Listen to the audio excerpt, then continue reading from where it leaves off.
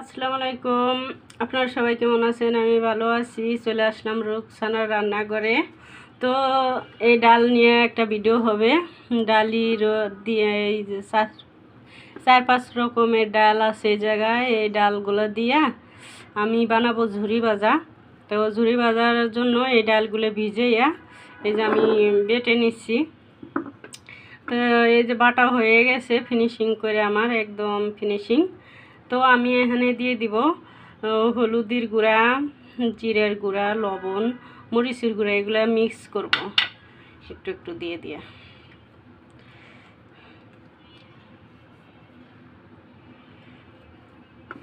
আমি ভালো করে মিক্স করে নিব।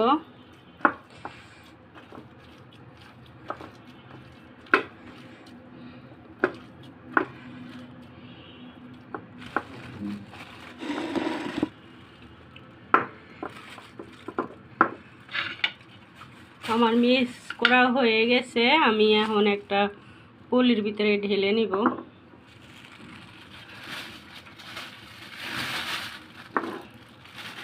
এরকম একটা পলি নিব, পলির ভিতরে এরকম দিয়ে নিব, অল্প অল্প করে নিব।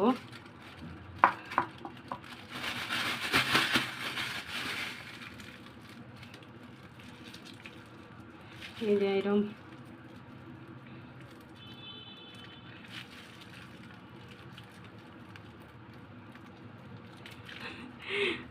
এরকম নিয়ে নিব সুন্দর করে। তো আমি কি করব, এই মুখটারে একটু কাটে দেব। আমার কেসিটা একটু বাড়ি হয়েছে কেন, আমার কাটা হয়ে গেছে, ওই যে বাড়িতে আছে। তো চলে যাব। আমি তেল গরম দিয়ে দিছি তেলের ভিতরে। আমার তেল গরম করে নেওয়া হয়ে গেছে, আমি তেলের ভিতরে দিব।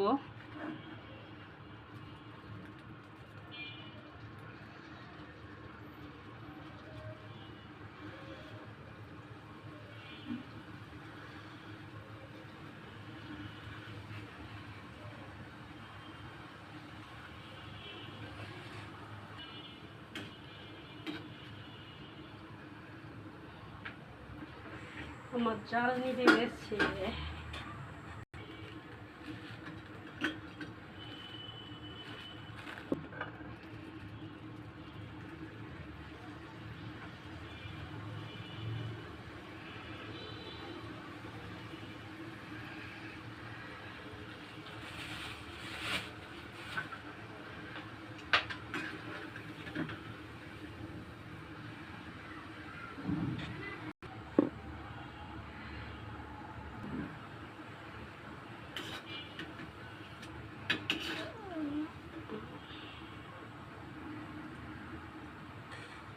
কত সুন্দরভাবে ঘরোয়া জিনিস দিয়েই আমার ঝুরি ভাজা হয়ে গেল। কত সুন্দর হয়েছে দেখেন, কি বলবো আপনাদের। তো ঘরেই মনে করেন বাচ্চাদের নিজের খাইতে মনে চাইলে বাচ্চাদের নিজেরা এই ঘরে বানায় খাওয়া যায়।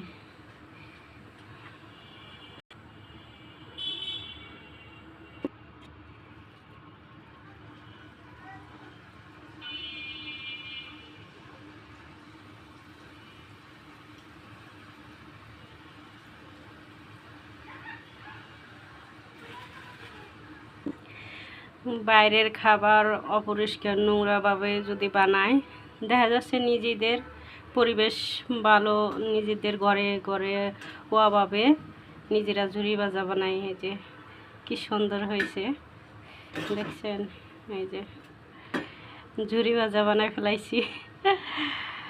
তা আমার খুবই পছন্দ, ফেভারিট একটা জিনিস ঝুরি ভাজা। তা আমি খুবই পছন্দ করি। তো আমি নিজেই ঘরে বানাইলাম আর আপনাকেও সাথে শেয়ার করলাম যে আপনারাও যাতে বানাইতে পারেন।